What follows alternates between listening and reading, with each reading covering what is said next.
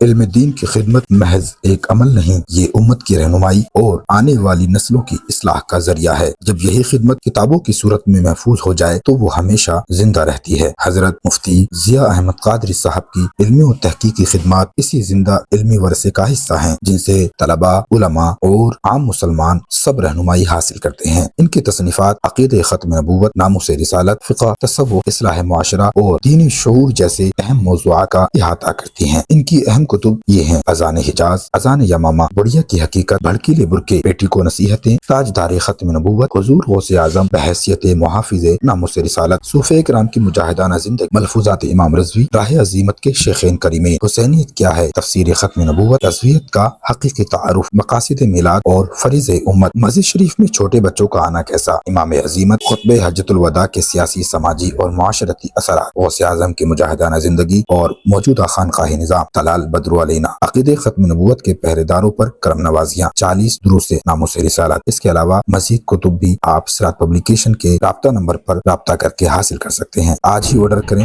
گھر بیٹھے یہ ساری کتابیں منگوائیے۔